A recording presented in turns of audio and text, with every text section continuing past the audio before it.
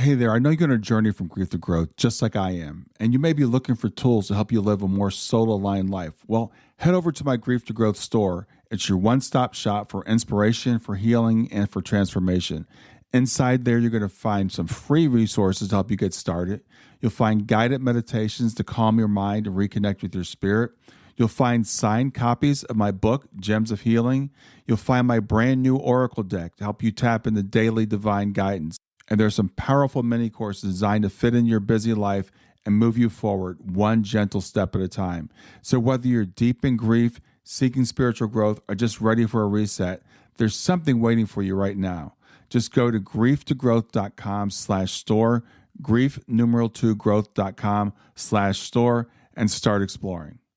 Close your eyes and imagine. What if the things in life that cause us the greatest pain, the things that bring us grief, are challenges? Challenges designed to help us grow, to ultimately become what we were always meant to be.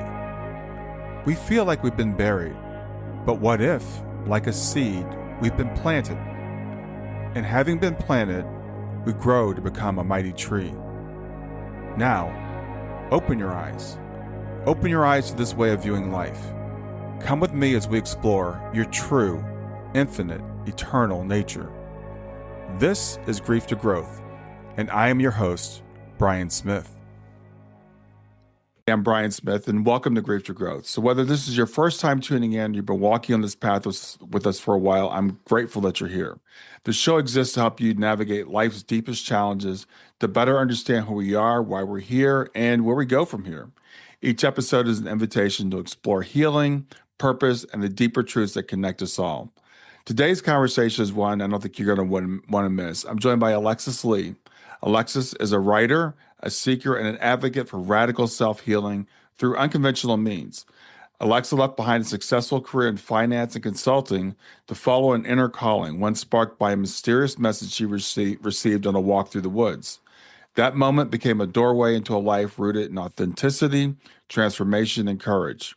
Her first book is titled Pain is a Portal of Beauty, and it dives into the often avoided terrain of pain and shows us how when we stop running from it, pain can become a profound source of growth and meaning.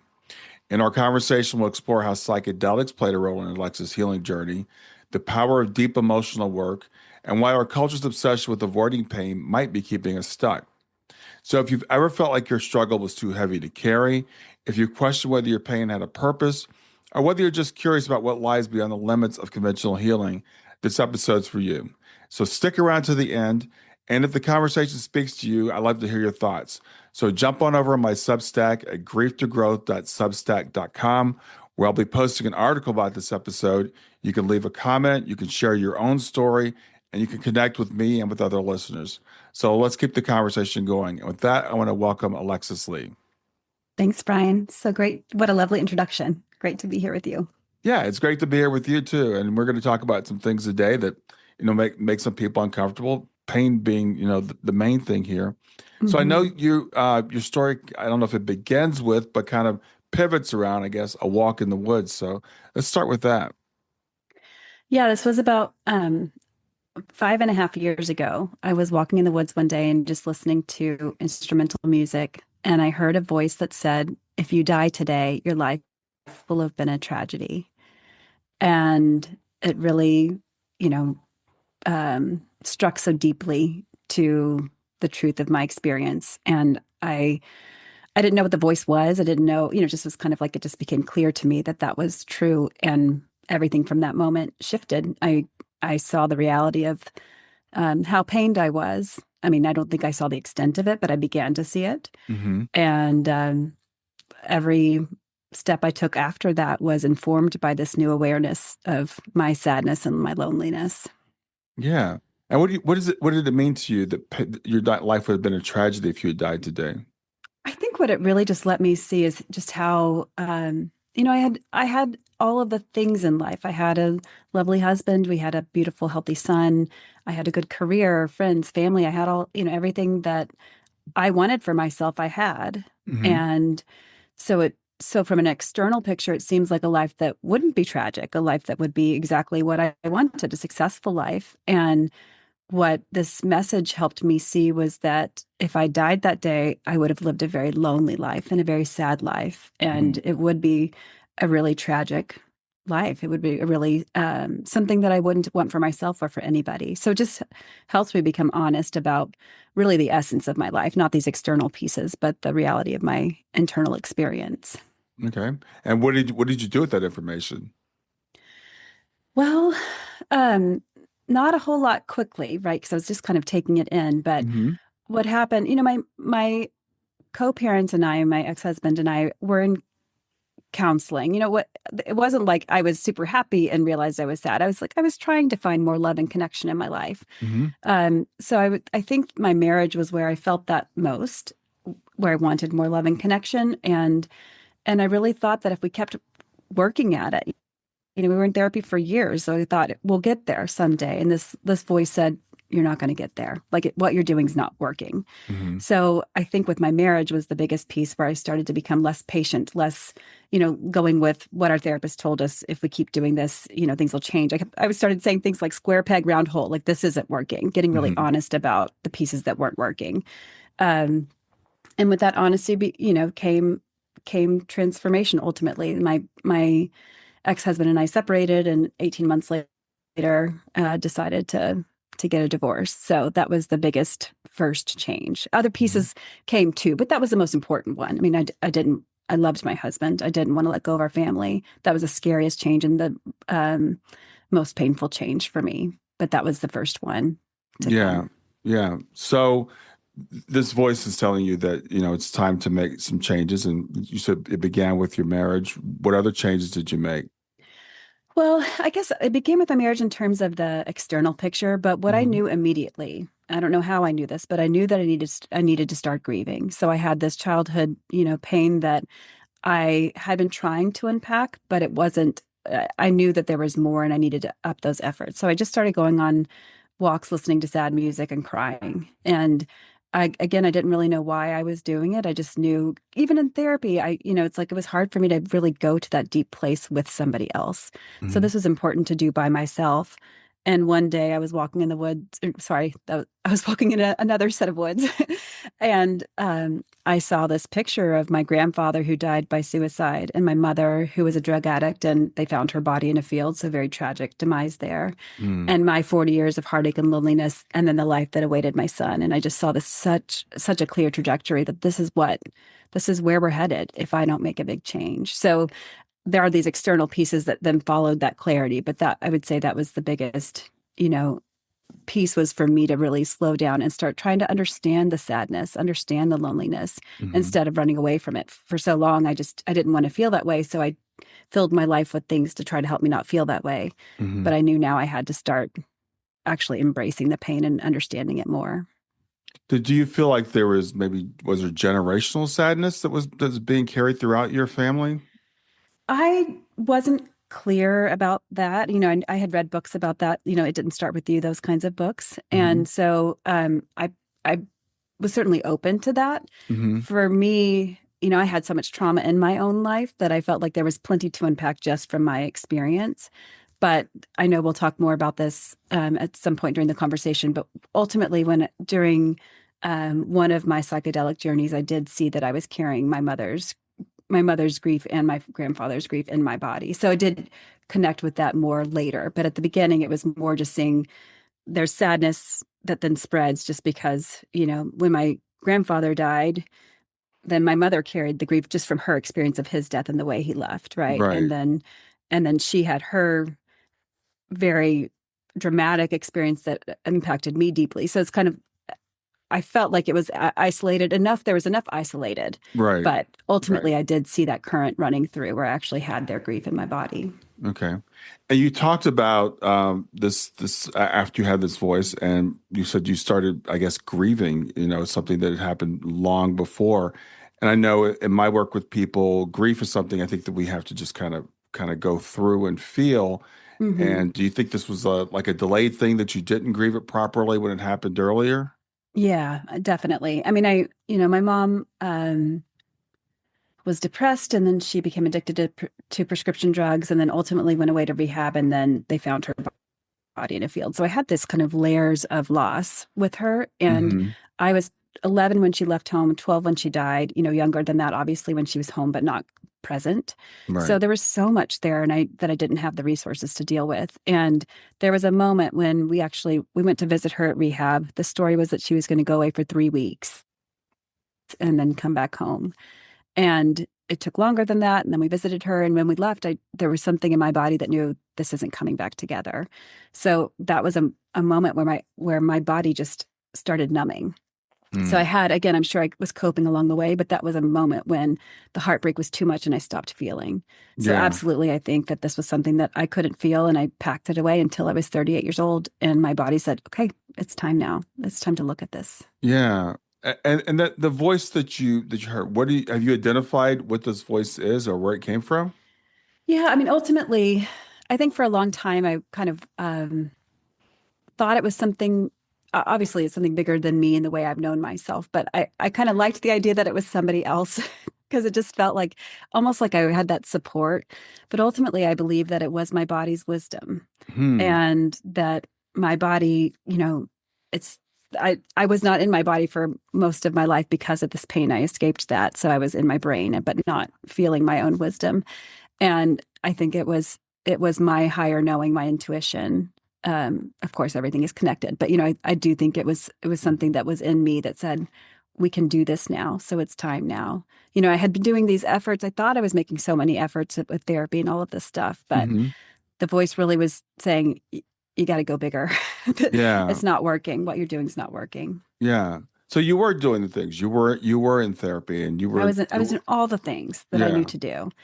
And it got me to a place where, again, I heard this statement that said everything was absolutely a failure, right? Like if your life's a tragedy, it's not saying a couple things need to be tweaked. It's like everything's not going well. Hmm. So it really encouraged me. Again, my son was my North Star here, where of course I wanted a better life for me for sure, but I desperately wanted to change our trajectory for him. Hmm. And so it was so clear that I had to do big things. I had to do whatever I could. I had to stop listening to other people. I mean, there's so much noise in the world, and it's not that other people are wrong. It's just that only we know what's right for us. Hmm. And so I had to learn how to listen to myself and to follow what felt right to me instead of what a book told me to do or what a therapist told me to do or, those kinds of things.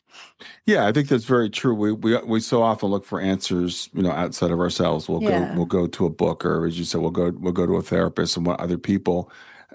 So you started making these changes. How did that work out for you as you were making all these changes? Well, it was very hard, of course. Yeah. I loved it's like I had the grief from a childhood to wake up to, but then I had the grief of losing basically everything in my life. And my marriage was the most important piece, but then my relationships with my family also fell away around the same time. And I knew that my consulting practice was not really my long-term meant to be. And so I started loosening my grip on my work. Hmm. Friendships fell away. I mean, everything fell away. And so it was a period of aloneness and deep grief, both in what I was revisiting from my childhood, but also losing all these pieces that I loved in my life. Hmm. Um, and that was really, you know, incredibly painful, but also I started to wake up, like I started to come alive. There were Hmm. things like I started to do dance. When I went through such a hard time, I was really focused on how to balance that, right? Because I'm a mom and I have to show up. So what do I need to do to take care of myself so I can still show up for my son? And so that was going for runs in the forest and it was going, paddleboarding on the river and going to dance class and doing all these things that really fed my soul. Hmm. So as painful as it was, it also was a really beautiful time of reconnecting with me and um of filling myself up with all these things that really brought me to life. Yeah. So you mentioned your consulting practice and Hmm. so you talk about losing a lot of things that we think of as maybe even our identities, right? Being Yeah. a mother, being a wife. You don't lose your son, of course, but being a wife and having this consulting practice, did that give you another thing to grieve? Stay with us. We'll be right back. Grief doesn't follow stages, timelines, or rules. And if you've ever wondered, am I doing this right? You're not alone. That's why I created the Grief Check In. It's not a test, there are no right or wrong answers. It's simply a gentle way to understand how grief may be showing up for you right now.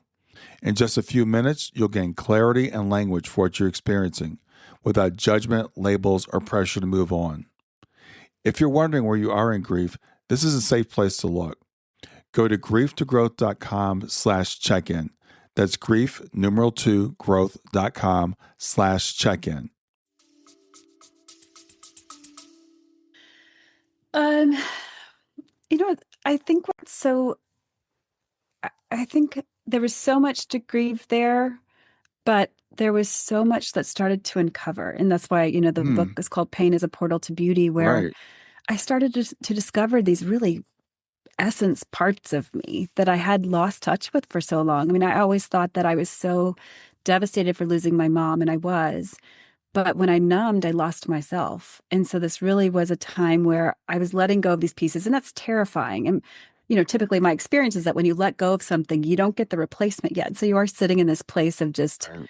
goo Right. is how I felt for a long time. Right. Um, but then you start to discover, I discovered dance as an adult, and I discovered that I was a singer. And ultimately, I thought I was a terrible writer. And during one of my periods of grief, this book started coming through me. And Mm-hmm. so I had these incredible, to go from a life that was so sad, as much as it was hard to let go of things, I didn't have so much to lose in that way, because I did feel so deeply lonely.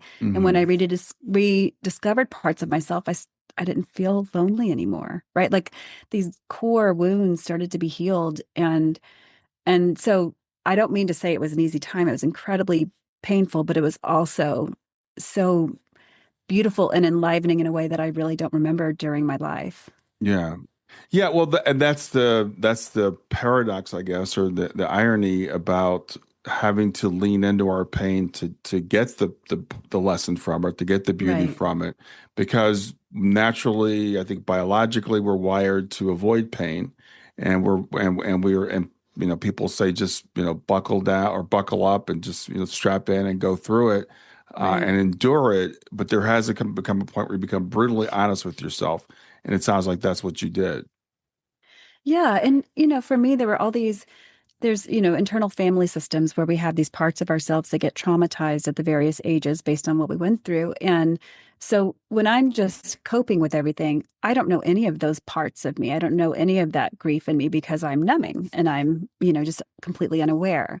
And as much as it's painful to go there, we're carrying that pain, even if we don't know, even if we're not aware of it. And so when I would discover a young part of me that needed love and needed to be understood for what she went through, or to feel the feelings that I couldn't feel then that part feels so soothed and so loved. And what happens is that's when I discover I'm a writer or a dancer. Some of these things kind of come alive with that part. So Mhm. um there's this really beautiful, it's like you didn't know how much you were hurting until you go toward it, and then you can get to the other side. Yeah, yeah, really good point. For people that aren't familiar, could you familiarize them with internal family systems? Yeah, so this is something that my therapist introduced me to years ago, and she just introduced me to the idea that I have a little Alexis in me. And so there's a little Alexis that went through something really hard. And when I have these feelings, then it's that little part of me wanting my attention or my help or something. And Hmm. so I thought that was kind of awkward, because she would have me kind of put my hand on my heart and talk to this little part of me. And I was like, gosh, I'm two versions of me. Like, I thought it was awkward. Hmm. But I started to do it. I started to, because I think also when you don't have that sweetness for yourself, it can be really hard to be compassionate to yourself for what you went through, especially as an adult. It's like, I should have my stuff together, right? Like, why am I having these issues? Right. But I started to try it out, and I thought, okay, you know, can I picture some other little girl who lost her mom, and that's sad, and I can be sweet to that little girl. So can I kind of borrow from that and treat Hmm. myself sweetly? And so it kind of started to develop a relationship between me and this little part. Again, internal family systems is like you have these parts of yourself that went through something traumatic. They couldn't process it at that time. That's what trauma is, right? Like it's something that was beyond their capacity to handle. And so they're stuck. There's stuck energy there, basically. Hmm. And when you can go relate to these parts of you as those stuck the stuck energy as little, innocent children that went through something, then that energy actually becomes unstuck and it can start to move in places where you feel stuck as an adult. You don't know why you keep doing things a certain way. Well, when you can turn toward yourself with compassion and love, then those things start to move in a way where you don't have the same issues anymore because you're acknowledging this part of you and you're sending love to that stuck energy, which again lets it move. So I thought there was a little Alexis and a big Alexis. And so you have kind of your higher adult self that can do this for your little child. But as I was going through this huge grief process after my co-parent moved out of the house, I found out I have many little Alexises. And it's like one was angry from this thing, and one is sad from this thing, and one is fearful from this thing. Like they have different needs. And so it can be a lot. If you have a lot stored, like I did, it can be a lot to navigate where you're trying to be sweet to all these ones, you kind of have to pick the one with the most urgent need and be sweet to them, and the others have to be patient and wait till you have time. So it is like a parenting process where you go to these little parts and you say, well, how can I care for you right now? So there's a parenting in terms of giving to them, but there's also these little parts, again, they have stored with them these gifts from our childhood, the pieces that had to go to sleep with them. And so these parts can offer such exquisite gifts when we come toward them as well. Yeah, thanks for the explanation. I've been hearing more about this, as I've gotten older, and I think it's a really good model. It seems to be very helpful for people to understand these different parts of ourselves, even though I don't think they're literal parts of ourselves, but it's just a good way of looking at it. Right. Because so many of us don't realize that we were wounded, or in the ways that we were wounded, because we don't take the time to take care, or even know that we have permission to take care of ourselves. Right.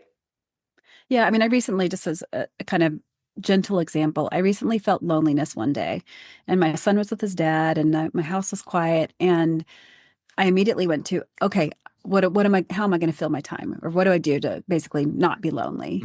But then something in me realized this loneliness was a part of me, a young part that was sharing how lonely I was as a kid. And as soon as I realized it wasn't this adult me experience, it was a kid me experience, then I could be really sweet to and go, oh, yeah, that's so hard, and it became a really beautiful experience. Again, when I thought it was just me as this adult, it's like, what do I do to change this, to kind of go away from it? Right. But once you realize it's your young experience, and you can just go, yeah, that's so hard. Yeah. And it feels so soothing to hear that from yourself, right? To hear that from your adult self to the little. And I think we can be a lot more patient when we view it as a younger version of ourselves, as opposed to, as you said, I think earlier, just, I shouldn't be feeling this. I'm an adult. I should have all this together by now. Right. So I know that at some point in your journey, you also started using psychedelics to help you in terms of uncovering, I guess, some of this pain. So tell me about those experiences. Yeah. And I think that's, as you were talking about losing the identities, I think that's another part that was so rich for me. I just happened upon psychedelics. My mother was a drug addict, so she struggled with addiction. So I didn't ever want to do drugs. Like, it was very much like not in my world. But I started I was approached to create a business plan for this educational institution that trains psychedelic guides. So I just got to exposed a teeny bit through that experience. And when my co-parent moved out of the house, there was a life coach who said that I might consider psychedelic healing as part of my journey.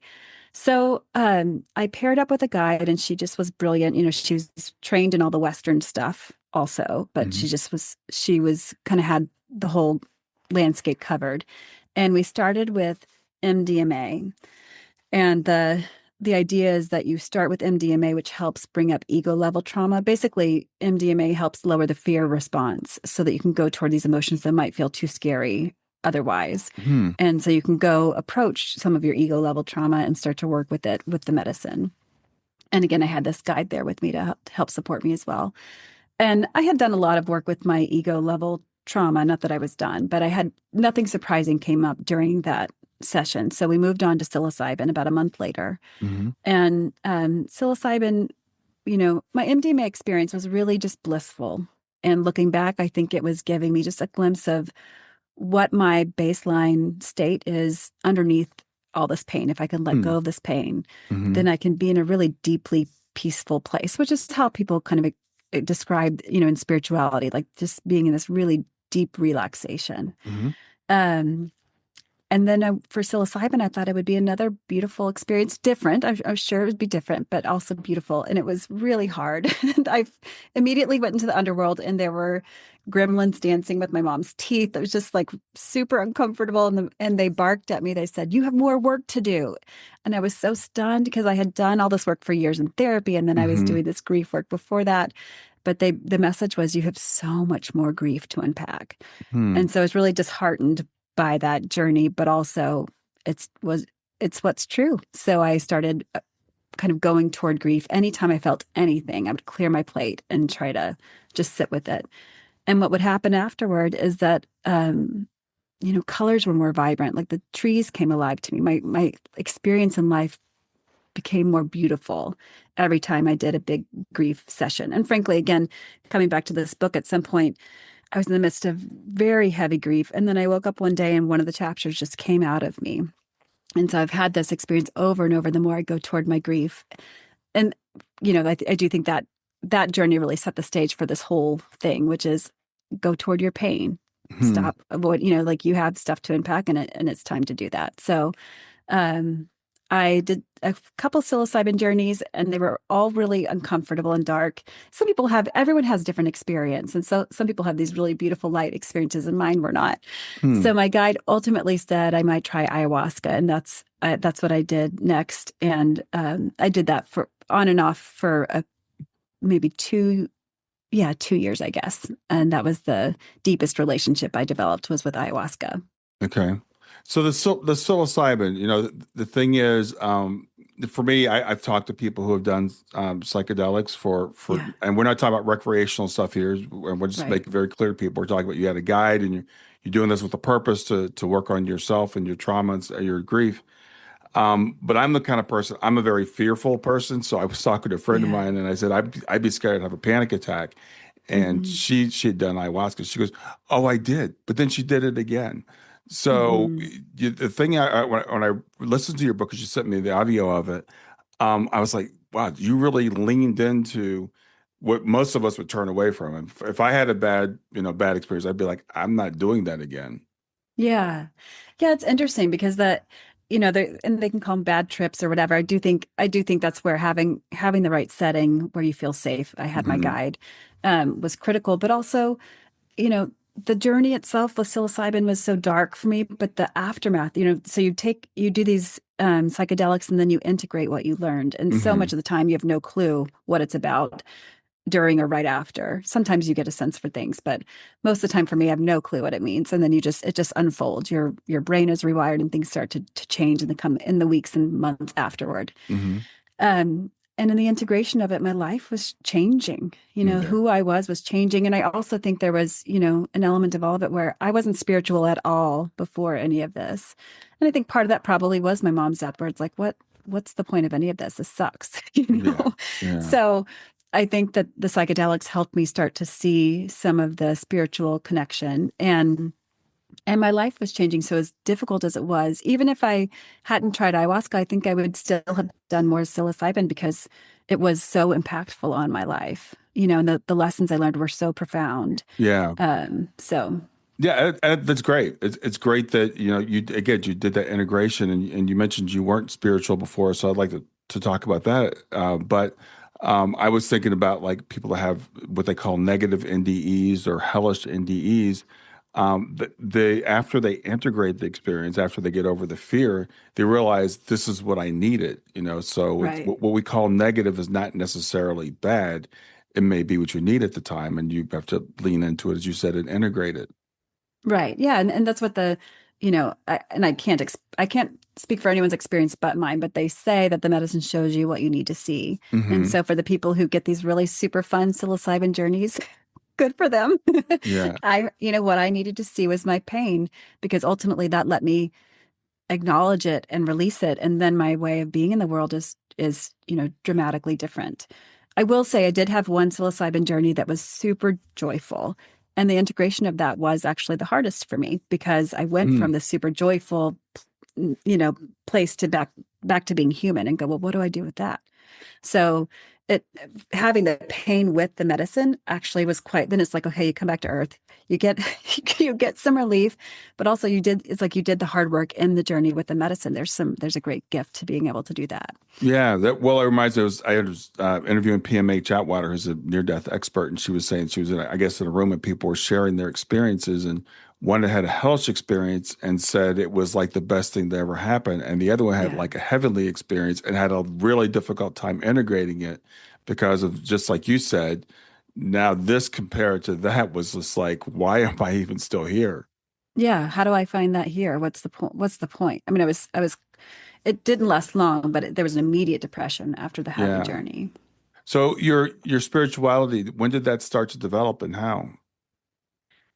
Um, I didn't label what the voice in the woods was. I think on some level I was aware that it could be something beyond me. I mean, it was in the sense that it wasn't my brain, right? It's not like I was thinking through things and thought, gosh, if I add all this up, my life's a tragedy, right? It was a spontaneous, you know, from something else, something besides my brain told me that my life was a tragedy. Hmm. But I think it was really that first MDMA journey where I just saw there again, it's not something that I could describe. They talk about Hmm. how these journeys are ineffable. It's that you can't they're not words for it, but there was something in me that goes, "Oh, Hmm.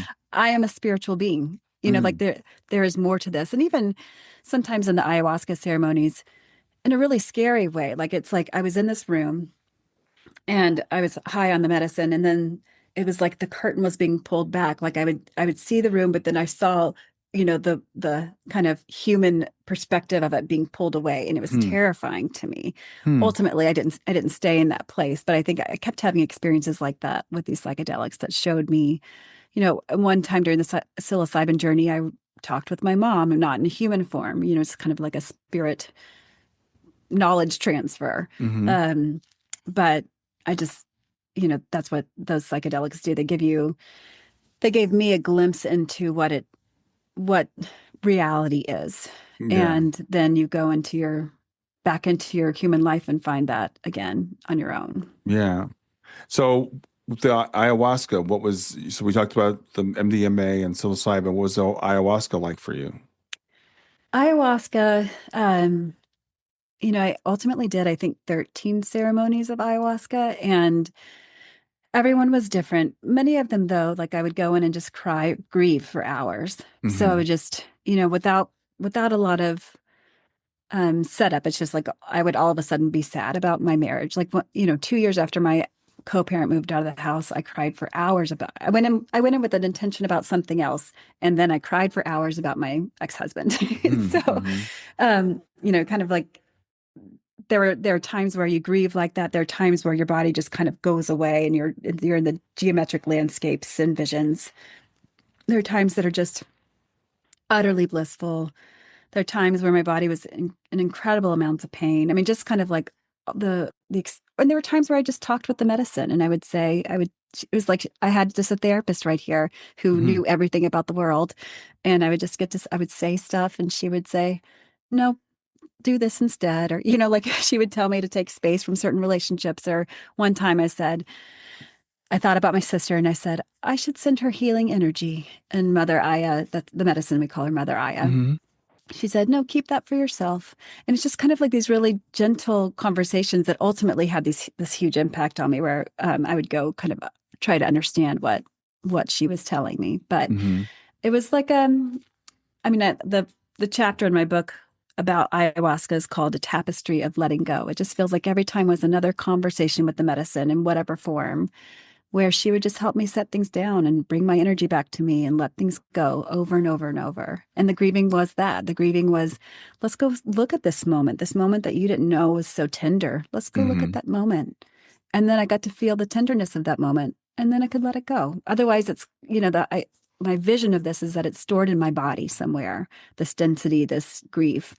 And when I can go acknowledge it, then it gets to move through. And if I open myself up by letting go of this grief, then I get to be a channel for love. And Yeah. that's been just quite a beautiful thing. It's interesting what you just said. Reminded me of something I just heard recently, because we've all heard the pain is stored in the body, and the body keeps the score and stuff like that. And I Yeah. heard someone a couple weeks ago, and I was listening to a podcast, And it said we have to metabolize the emotions or metabolize the grief. I like that word for some reason. It made Hmm. sense to me because Yeah. it's there and it's stuck, and we have to work with it and transform it and let it go so that the energy that we have can flow again. And I think Yeah. so many of us, and again, doing the work that I do, so many of us just don't want to face it. We just want to keep it buried and Yeah. or not even acknowledge the fact that it even exists. Right. And so understandably, because it's really painful. I mean, I think what I find so heartening, though, is that there's kind of like the deep dive. You can have a crisis, you can have a rock bottom moment, like here in your life's a tragedy or illness or all these things that can say, it's time to look at this and you're going to do it because there's Hmm. nothing else to do. But if you're not in that rock bottom place, there's also the like, I get to acknowledge even saying, I don't want to look at my pain, just being with that, like that's a feeling, that's a fear, whatever that is, right? You can go, yeah, I don't want to look at my pain.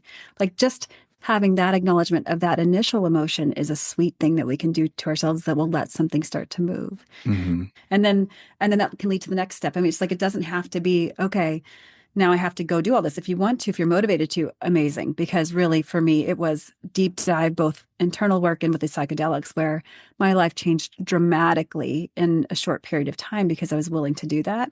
But even if somebody's not ready to do that, that's okay. Then you can say, I'm not ready to do that. Just Hmm. having that conversation with yourself is a meaningful conversation versus not knowing it's there versus, like if you're totally unaware that it's stuck, it's going to stay stuck. You're going to have these patterns in your life that are frustrating and painful and Hmm. that keep perpetuating. But if you say, I know there's stuff I want to, I know there's stuff I need to look at and I'm not ready to look at it. Just having that awareness is a great place to start. Or I'm I want to do this, but I'm really scared. Or okay, for me, it's like taking coping mechanisms off the table. Can I for 10 minutes? I mean, maybe a day, maybe a week, but could I for 10 minutes not look at my phone? Could I for a week, not have sugar? Whatever the thing is, Hmm. we can start to make these steps incrementally without feeling like the whole thing because it's overwhelming. I mean, it took me years to wake up to my pain because I had so much and I couldn't do it all at once. I had to take it moment by moment when I was ready. Yeah. So the coping mechanisms you mentioned. So talk about that a little bit more. So what do we want to do as far as taking those off the table? For me, what happens is, if I'm really annoyed or really like if I feel like there's kind of there's different levels of pain. Some you can kind of tolerate and you tolerate every day, and others are so scary or big that you kind of have to stop everything and deal with them. Hmm. For me, I can get into these like I'm in these habits that I'm really stuck in a rut kind of thing. And what I do is if I want to stop feeling stuck somewhere, I I know that when I'm watching screens, when I'm eating sugar, when I'm, um, you know, taking in a lot of noise from the outside world, I Hmm. know that I'm keeping myself from something. So when my Hmm. sugar cravings are high, which they've been lately, I'm like, okay, I know I'm avoiding something, and Hmm. that's okay. Like I don't need to say it's bad to do that. I Hmm. just want to be aware that I'm avoiding something when my cravings are going up and I'm doing more of that kind of activity. So when I'm ready, when I say, okay, I'm tired of being in this state, then I will say, okay, let's do a week where I cut out, big flavors and sugar and that kind of thing, where I Hmm. cut out screens, where I cut out social media if you're on social media, even social interactions. I mean, things like that where it's like, can we find quiet in our lives? And Hmm. that's because when I have a craving, it's something in me saying, I'm trying to get your attention. And I'm saying, I'm not going to do that. I'm going to go have this chocolate bar, Yeah. you know? Yeah. So if I'm ready to start hearing the messages that are trying to get through to me, then I can not have that chocolate bar and I can just sit there and see what comes up.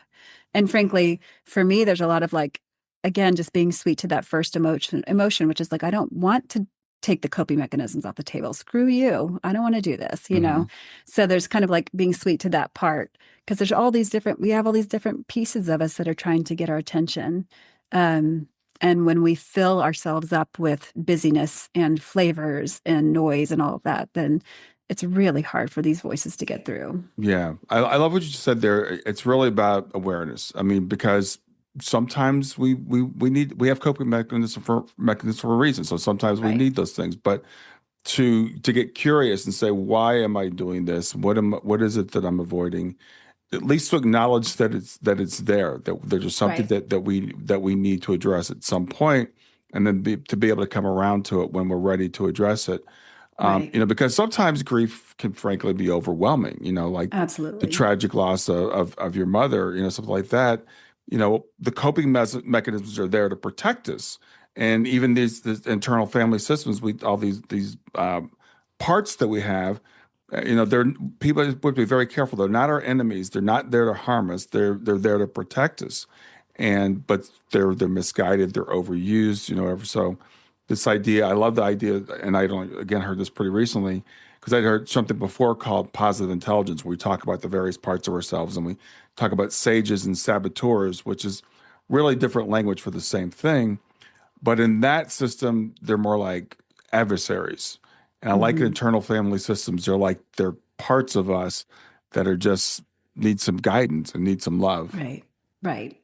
Yeah, it's a really sweet thing. It's Yeah. very gentle, I think. And I was talking with a podcast host months ago, and she was saying how she was like, "Why can't I get this right?" And then after she read my book, she was like, "Oh, it's this part, it's the teenage part of me that felt like I had to fight to be heard or whatever it was." Like, and so as soon as she realized it was her younger version, then she's not mad at it. She's sweet to it, right? And Right. once you're sweet to it, then that part actually feels acknowledged, and then they probably don't need you to do the thing anymore, Yeah. right? It's kind of like as soon as you can turn it from there being your adversary to being a really well-intended, innocent piece of you, Hmm. then it shifts you toward them, and then what they need changes because they've been acknowledged. Yeah. Yeah. Exactly. So I know also we talked about your consulting business a little bit. So you made a career change after this happened. Well, I kept the consulting business for a good long while. Hmm. I mean, but kind of with less passion. My heart stopped being in it. And then this book took up all my time, and I did formally shut down the consulting practice. So I'm really in a place right now of sharing the book. Um, we go through these periods of deep grounding, and so I've been doing a ton of grief work just in this last summer and fall. I did Hmm. so much grief work, and I'm very aware that I was grounding, I was anchoring down so that the next creative phase can come. But I'm just kind of in that void, quiet space right now, and trying to be really um, appreciative of the grounding and also really honoring the mystery. I have this history of needing to know what's coming next, of Hmm. controlling it, of, having the plan. Hmm. And so it's a new practice for me to really say, I don't have to have the plan. I can Yeah. just wake up today. I can sink into my body and I'll be guided. It was pretty wild. I wrote a post for Substack earlier this morning, Hmm. and it was a guest I've been speaking with. It was about purpose, and people say my purpose. The post was basically we look at purpose like it should be a roadmap. We want to know exactly where we're going, when we're going to get there. Right. And I remember talking to him, and he does all this big like life lesson stuff, and I asked him about purpose. He goes, "My purpose right now, Brian, is to sit here and have a conversation with you." Yeah. And he's like, this is my purpose. And I think a lot of us think about purpose like it's that big long-term thing, and there is a certain amount of trust that has to come, that like we're not going to necessarily get that information right Right. now, and to sit with that. So I love you talk about this. You're in a period of time of grounding, and that's okay. Being okay with that is a really important thing, I think. Yeah. Yeah. And frankly, that's when the magic, I mean, for me, this is all about like life feels magical in a way that it didn't before I had this Hmm. awakening. And there's this magic that can happen when you don't take control, right? When you let that go, when you trust things to move through you. And this can happen both kind of in the time and what I'm here to do. And there's also can happen with, from the financial perspective of like, if I don't plan every single thing, will I die? And I think on some level, you know, there is kind of a willingness to let everything go.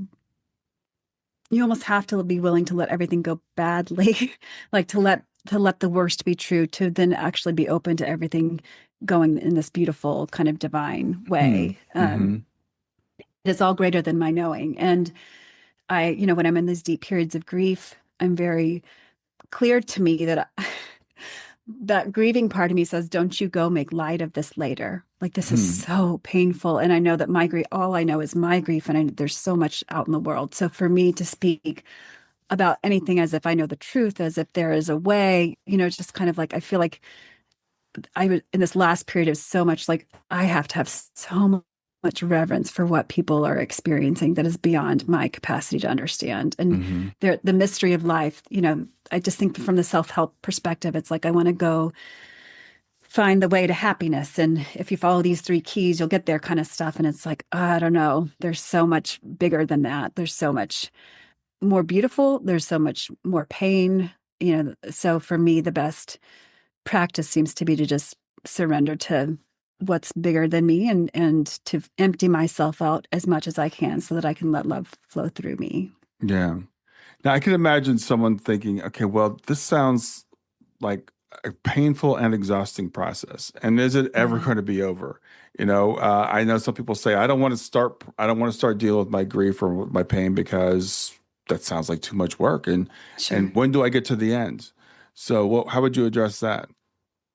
You know, I started doing it because it was time to do it. So it's kind of on some level, I get it. I wasn't willing to look at it until I had to face the reality of my situation. And so, Sure. there's some book I read years ago. I don't know, I forget which one it was, but it was someone talking to her mentor about, why do I keep doing these things? And the mentor said, because it doesn't hurt enough. Like, when you hurt enough, you're going to do this work because there's nothing else to do. Hmm. You're at the end and you've got to do it. Um, so I mean, I think there's just an element of like, again, not to tell anyone else what to do. We're all going to be guided to do this when we're ready. Um, and having said that, on my journey, I have discovered I'm a singer and a writer and a dancer, and my way of being in the world. I'm in my body, and boundaries flow naturally and love flows. I can be so much more of service now than I could before. Before I was depleted and, really wasn't living a life worth living. And now I am. And being so filled myself means love just pours through me to other people. So there's Hmm. like, absolutely, in that way, there is a destination. You open up. I mean, we do these ayahuasca ceremonies, and I'll be there with someone it's their first ceremony, and then I'll see them a few ceremonies later, and the openness that happens with these people who have now, decided to look at the stuff. Hmm. They flower in a way, they blossom in a way Yeah. that is extraordinary to see. So I felt that myself, and I see it around me as well. So from my perspective, there's no other path that I would want to take.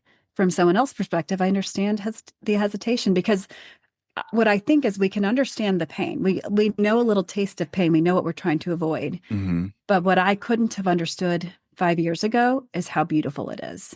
And so it's hard to make that choice to move forward with this if you don't really know what that beauty feels like and looks Yeah. like. Yeah, thank you. That I think that was a really good transition. That because we've talked so much about the pain, and then you talked about the beauty. I mean, what's the payoff? What's the reason why we do this? And we're not seeking pain. We're not going out to have experiences to create pain, but we're acknowledging that the pain is there. And as we talked about earlier, the pain it's already there. Right. It's already in our bodies. It's already in our psyches. It's already there. What you're talking about is like facing that, acknowledging it, working with that, and transforming it into the beauty that you've been able to experience. Yeah, it's been pretty incredible.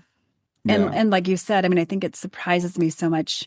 I think, parts of us, like I said, I thought I lost my mom, but really I lost myself. And I think so many of us don't know who we are, have lost ourselves to this kind of being shut off from our bodies Hmm. and from our pain. And so you don't know how much you're missing yourself. For so long, because I was out of my body, I looked everywhere else for the answer. Yeah. And I wanted somebody else. Like, I needed the right partner, the right friends, the right community. I needed these external pieces to make me feel good. But the truth was that was never going to be enough. I was always going to need more from an external perspective, because what I was missing was not that. I was missing me. And so, I was never going to be happy in that context. And I think this voice in the woods was saying, finally, like, are you done being unhappy? because you Yeah. can choose something else. I Yeah. just, frankly, I didn't feel like you could choose something else. I was doing all the stuff that I thought you could do. I was doing therapy. I was going to workshops and I was going to retreats and reading all the books Hmm. and very diligently, I was Yeah. willing to do all of it as well as I could. And it was, but it was this external picture. And again, Mother Aya, when I said I'd send my sister healing energy, she said, no, keep that for yourself because I have more to do here. Like, I don't need to send any love outward. Once I'm filled with my own love, love will just naturally flow to other people. Hmm. Yeah. That's a great way of putting it. I love that. So do you still do the psychedelics? You mentioned you're doing ayahuasca ceremonies, watching other people. Are you still doing them? I I'm on a little bit of a break, maybe forever, maybe not. I went in February and Mother Aya told me that I didn't need to come back. And her Hmm. message was, as long as you look out, so just what we were talking about, as long as you look outside yourself, you'll never know all of who you are. And so even with psychedelics, I realize I'm looking to Mother Aya for the answer instead of going into my body and finding the wisdom there. Because that's what psychedelics do is they take you to your own wisdom. Yeah. But I still very much was like, I have a problem in my life. I can't wait to go work on it with Mother Aya. Yeah. And what I learned from her in February and still integrating that message is that I can do that. I can do it now by myself. Like I learned it from the medicines, how to go find the pain, how to be loving to the pain, how to release these things. So I don't know if it's a forever thing or if it's, the funny thing about the psychedelics is they're also very trickster. Like she'll say something and I'll think it's this over here and she might be joking. And she really just said it to like help me see what my reaction was. Because when she told me not to come back, I was so sad. I felt abandoned by her. So here I am being abandoned again by a mother. Yeah. Um, Yeah. so I'm aware that it may not be that I'm done forever, but it has been a time of really owning my capacity to do the stuff without the medicine. And to me, that's a very heartening message that, you know, I went to I went to learn how to do this stuff, not to be fixed by the medicines, but to be taught by the medicines. And now I can take that learning and apply it myself. Yeah, I think the medicines are very interesting. I've looked into a little bit, because I've obviously, a Western point of view, be they change your brain chemistry and you just have experiences in your brain. I think of them more as like lowering the veil or allowing our Yeah. brains, removing the filter and allowing us to see that reality. And there's some controversy even in the spiritual world, because some people say, well, you shouldn't use, artificial means, you should get there on your own. But then some of us meditate for decades and we never reach those types of realities. So Yeah. I think it's going to be individual for everybody to decide whether that's for them or not. Hmm. And it's interesting. My mother ayahuasca might say, "Oh, it's time for you to do this on your own." Now that you've gotten this, the foundation and the realizations that you've gotten from the medicines. So, Right. yeah, Right. And just for me, it's again this perpetual looking outside myself. I mean, it's like you get so much better at things over time, but there's still layers for me to release to go, okay, I'm still wanting someone to validate me. I'm still wanting someone to tell me I'm okay. hmm, I can find that in myself. yeah. So that voice that spoke to you in the woods, those years ago. What do you think the voice would say to you today? I'm doing great. I mean, again, I think that voice was my body. And I've thought about that lots where like, what would the voice say today? It would not say my life would be a tragedy. I mean, the transformation that's occurred in my own experience is incredible, but also just how every single relationship I have has transformed because of my transformation. And, I show up for people in ways that I never could have shown up before. Before I showed up, it's interesting because I might be doing the exact same thing, like Hmm. showing up for somebody who needs help. But before I would have been doing it because I should and I'm obligated to, and they need me, and I'd be totally depleted afterward. And now I'll show up and do that exact same thing, and I'm just filled to the brim with love, and I don't need anything in return. Hmm. So like there are these relationships where even maybe we've had painful exchanges in the past, and I don't need the other person to do anything. Like I don't need their sorry. I don't need them for my healing, and so I can just show up and be loving. And it's kind of like crazy to me how different it is, but. Um, I've changed the trajectory for me and my son. And the rest of my family kind of looks at me with wide eyes going, what's happened? Hmm. But it's really beautiful, like things where before I would have been really concerned about boundaries or how, am I getting compensated for something or whatever it is. And now I'm just like, I'm good. I don't Yeah. like, I, and it's not, I take such good care of myself is part of that, right? Like I'm very much, if I want to be loving to other people, I know first, if I don't feel very loving toward others, I know that means I need to love myself more. And Hmm. so this is very much premised on the, you know, the idea that I'm taking good care of myself and then I can show up for others because I'm so resourced. Yeah. I like what you said there about you could do the same thing with different motivations and it has a completely Hmm. different meaning. I think that's really, really important, because sometimes people will think, well, self-care means being selfish and not doing things for other people, but it just means not doing things for other people out of being needy or needing for their approval or their praise. You're doing it now because you more of an abundance of what's flowing out of you. Yeah. Yeah. It's pretty surprising. And I think that's the other piece too. It's kind of like I first had the awakening and then it's like, okay, what huge things am I going to go do in my life? Now I Right. can change the world.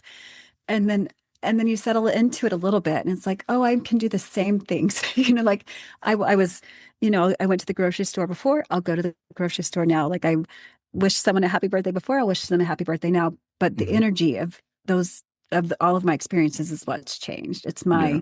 my doing the same ordinary things feels everything can feel sacred and extraordinary. Yeah. Well, that gets back to that purpose thing I think we talked about earlier, because again, I think people sometimes think of purpose like the big things. I'm supposed to do this thing. I'm supposed to do that thing.